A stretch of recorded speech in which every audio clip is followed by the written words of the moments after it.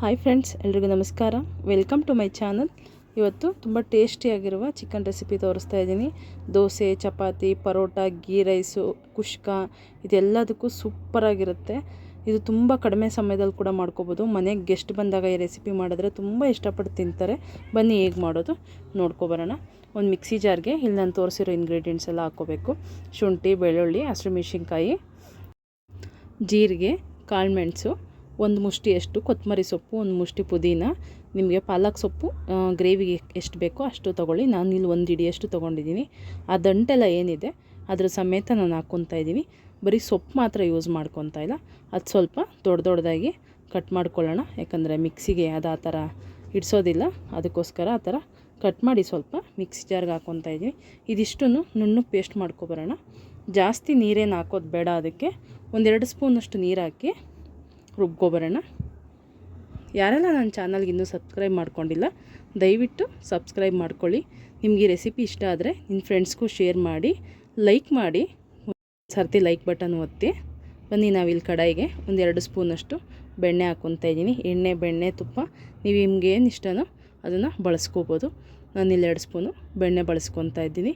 ಅದು ಸ್ವಲ್ಪ ಬೆಣ್ಣೆ ಕರಗ್ತಿದ್ದಂಗೆ ಹಚ್ಚಿಟ್ಕೊಂಡಿರೋ ಈರುಳ್ಳಿ ಹಾಕ್ಕೊತಾ ಇದ್ದೀನಿ. ಅದು ಸ್ವಲ್ಪ ಗೋಲ್ಡನ್ ಫ್ರೈ ಆಗೋವರೆಗೂ ತಿರುಗಿಸ್ಕೋಬೇಕು, ಚೆನ್ನಾಗಿ ಫ್ರೈ ಮಾಡ್ಕೋಬೇಕು. ಅದಕ್ಕೆ ಸ್ವಲ್ಪ ಕರಿಬೇವಿನ ಸೊಪ್ಪು ಹಾಕಿ ಚೆನ್ನಾಗಿ ಫ್ರೈ ಮಾಡ್ಕೊಳ್ಳೋಣ. ನಿಮ್ಗೆ ಅದಷ್ಟು ಸಾಕಾಗಿಲ್ಲ ಅಂದರೆ ಎಣ್ಣೆ ಇಲ್ಲಾಂದರೆ ತುಪ್ಪ ಏನಾದರೂ ಬಳಸ್ಕೋಬೋದು. ಇವಾಗ ನಾವು ರುಬ್ಬಿಟ್ಕೊಂಡಿರೋ ಪೇಸ್ಟ್ನ ಹಾಕ್ಕೊಳ್ಳೋಣ. ಅದು ಚೆನ್ನಾಗಿ ಎಣ್ಣೆ ಬಿಟ್ಕೊಳ್ಳೋವರೆಗೂ ಫ್ರೈ ಮಾಡ್ಕೋಬೇಕು. ಹಸಿ ವಾಸನೆ ಎಲ್ಲ ಹೋಗಬೇಕು, ಅಂಥವರೆಗೂ ಫ್ರೈ ಮಾಡ್ಕೋಬೇಕು. ನೋಡಿ, ನಾನಿಲ್ಲಿ ತೋರಿಸ್ತಾ ಇದ್ದೀನಿ. ನೋಡಿ, ಈ ಥರ ಗಟ್ಟಿ ಆಗಬೇಕು. ನೋಡಿ, ನಿಮಗೆ ಗೊತ್ತಾಗ್ತಾ ಇದೆ ಅನ್ನಿಸ್ತಾ ಇದೆ. ಅದು ಕುದೀತಾ ಇದ್ದರೆ ಸೈಡಲ್ಲೆಲ್ಲ ಎಣ್ಣೆ ಕಾಣಿಸ್ತಾ ಇದೆ. ಈಗ ನಾವು ಚಿಕನ್ ಏನಿದೆಯೋ ಅದನ್ನು ಹಾಕ್ಕೊಳ್ಳೋಣ. ನಾನಿಲ್ಲಿ 1.5 kg ಚಿಕನ್ ಬಳಸ್ಕೊತಾ ಇದ್ದೀನಿ. ಅದಕ್ಕೆ ಅರಿಶಿನ, ಉಪ್ಪು, ಚಿಕನ್ ಮಸಾಲ ಸ್ವಲ್ಪ 1 ಸ್ಪೂನು, 1 ಸ್ಪೂನ್ ಅಚ್ಚ ಪುಡಿ, ಇದಿಷ್ಟು ಹಾಕಿ ನೀಟಾಗಿ ಮಿಕ್ಸ್ ಮಾಡ್ಕೊಳ್ಳೋಣ. ಆ ಚಿಕನಲ್ಲಿರೋ ನೀರಿನ ಅಂಶನೇ ಸಾಕಾಗುತ್ತೆ. ನೀರೇನು ಜಾಸ್ತಿ ಹಾಕೋದು ಬೇಡ, ಅದೇ ನೀರು ಬಿಟ್ಕೊಳ್ಳುತ್ತೆ. ನೋಡಿ, ಈ ಥರ ನೀಟಾಗಿ ಮಿಕ್ಸ್ ಮಾಡಿ ಮೀಡಿಯಮ್ ಫ್ಲೇಮಲ್ಲಿ ಇಕ್ಕಿ ಒಂದು 10 ರಿಂದ 15 ನಿಮಿಷ ಬಿಡಿ. ನೋಡಿ, ಈ ಥರ ನೀರು ಬಿಟ್ಕೊಳ್ಳುತ್ತೆ ಅದರಲ್ಲೇನೆ. ನೋಡಿ, ನಿಮಗೆ ಕಾಣಿಸ್ತಾ ಇದೆ ವಿಡಿಯೋದಲ್ಲಿ ಎಷ್ಟು ಚೆನ್ನಾಗಿ ಆ ಚಿಕನಲ್ಲಿ ನೀರು ಬಿಟ್ಕೊಂಡಿದೆ ಅಂತ.